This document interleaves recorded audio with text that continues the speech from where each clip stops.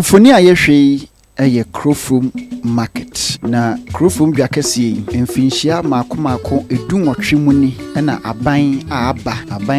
eko ebepem sabri omuntimi enwie madwadifo enkomu Krofrom dwakesi afimpim yenu ene ensomu na kanema mpani John Ajekunkufoɔ efri ne nhyehyɛ ase na oye nadwene sɛ anka abosomi ensia ntem Krofrom dwakesi aban be wi atene sɛ firi ho amadwadifo akoyemu adwuma nanso mu afimpim yenu ene nwotwe ene dwai etwe sensenye kanema mpani entimi amfa dwa no ankwa wiye kanema mpani a wanya ne baabi kɔ obimfumu okunni atamas na breso ono nso ebɛhyɛ Krofrom dwakesi apam no monkena ema omode ma adwumayefo contractors bɛsɛ enwotwe na adwumay ahyase aban de hyɛ wɔn mo nsa ɛho sika de enya asenketoa nanso bɛpem sɛ yɛkasɛ Krofrom dwakesi entimi enkwa wiye a empempi adwadifo ani atutu aka onsem wono makane na owo biaye ho na kumase kurupon badwa mpanimfo yi won kɔ baabi foforo ebinom edidwa wo kwan ho ebinom so ekɔ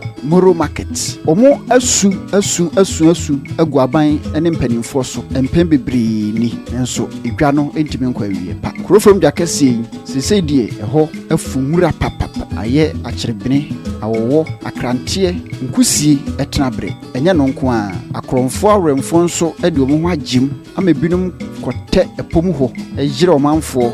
eje won ho niema ebimu kura di nipa ewu ewo ho ebrekro na emu nso eho ayajanan bia me binum a omugya omonan wo ho wono mo omanum no boni atomu ntintan jonkisim eho na dodo na ede ayo modabre nti ho bambɔ nsɛm de ayade a aton apepa edi hu ani suro abeto omanfo a omti Krofrom eso wono omutwam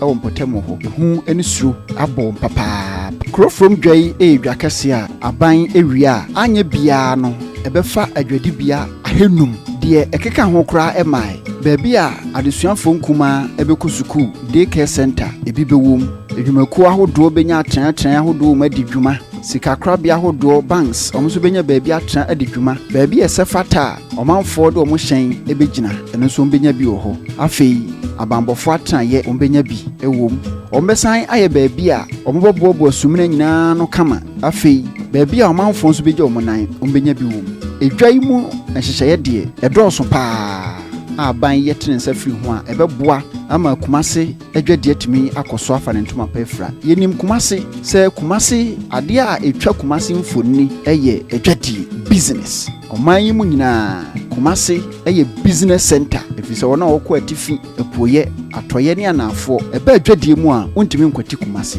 asante mantem nanso sɛ koba sɛ edwa bi mfinhia dunwotwe ni aban ntimi nwie ya na ya asefensɛm a ha adwene papaapa empanimfo pii ena aba ho kumase kurupo badwa mpanimfo atu ho na mo bebree edwai eda so agine de gina amma sesei kra no emfoni a mo hwe mu ho sɛ adan no ne fa baabi bebree wɔ hɔ a ayɛ mmre papapapapapa efrisɛ edan na si hɔ akyɛ ama epra enesa emea bi ena mpanimfo atu ho na mo a komo yɛ hɔ no ama adwadifo akodi hodwa nanso entimi anko awiye pa wenum nyina na Opemsuo TV yɛtwe aban adwene asisuo sɛ sabre ya aban fofora ban omo omani enko nya bia na Ghana ban ehia 150 million Ghana cedis ena obetimi de awie Krofrom edwakase omase Krofrom badwa onumunyamfo kwasifo riagema bodi ena de sansemi atodwa Ghana mampani John Domene Mahama ono nso akɔ Krofrom dwakase nim edinani akɔ akɔhwɛ sɛ de ho amanebo esitie ɔde ahotoso nsɛm ato mpanimfo anim adwadifo anim sɛ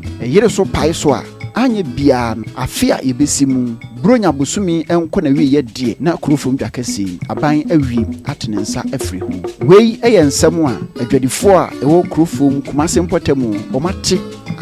ate bipen enti arehemu ewum sɛ de mampani akan adwadifo ɛmfo mo ho nto so bi sɛ empani se de ohun bi da ɛna epe bi ehunu na nsɛm sɛ de kumase adwadifo ate abre ɛno ɛna Opemsuo TV yɛtwe aban adwen akoso sɛ ɔmfa ɔseɛ enya wɔhwɔ efisɛ edwakase aban ɛtene nsa firi ho a ɛbɛboa ama aban pon enya sika bebree afrim ɛbɛboa ama adwadifo ho ahenha wɔn mu kumase kuropon badwai mu da ne da adwadifo te nkwankyɛn na ahyɛn pem wɔnom na ahyɛn edu ebinom owu wenum nyinaa yenema bi a sɛ Krofrom Jakesi aban ayɛ atene nsa firi ho a adwadifo a wani atutu aka wɔn nsɛm wɔ adwadi mu obenya baabi pɛ sɛ fata atena adi dwa ama Krofrom Jakesi atumi akɔ awie pa na so mfasoɔ adɔso ama ɔmanfoɔ nyinaa edwa yi ɛno ɛna mpanimfoɔ ɛhwɛ sɛ ebetumi aba mu sɛdeɛ sɛ na aban pii ɛna aba ho a wɔn antumi amfa nkɔ awie pa yɛkan ɛnɛ ma mpani John Dominic Mahama ne bredi nkan ɔbaayɛ Krofrom dwan saa ɛna tie Ghana mampani a otwa mu nkyɛɛyɛ mampani Akufo-Addo ɔno nso mfie nwɔtwe wamfa ne nsa anka Krofrom Jakesi ɛne sɛ ɛnɛ die Ghana mampani John Dominic Mahama ɔse sɛdeɛ tie biara Krofrom Jakesi ɔde bɛkɔ awie pa ɔnhwɛ ɛma adan no ɛnsɛe edwa yi ɛyɛ nisɔde hunu sɛ Ghana yɛdi mfinhyia aduonu mu no afempi mmienu ne nson mu no ɛbɛyɛ ɛnkae dum ama yɛn ɛnyɛ Krofrom kwan na bi wɔ nanso wei ɛna yɛka ho asɛm sɛ Ghana ban ɛmena ni nkɔ so na japadeɛ sɛ deɛ ɛni kwan sɛ yɛhwɛ ɛma ne sɛ wɔn a wɔwɔ ho a wɔyɛ ho adwuma contractors baabi biara sika wɔ aban ɛnhwɛ sɛ wɔde wɔseɛ bɛyɛ wɔn yɔ ama wɔn nsa ka sika ɛsɛ fata na wɔatim de Krofrom Jakesi akɔ awie pa wei ɛyɛ first class landmark project a yɛhwɛ sɛ ɛbɛwie ɛwɔ Asante Mantam na apagya adwadie mpuntusɛm Opemsuo TV so ni medin de Kwame Adugya mfi kuma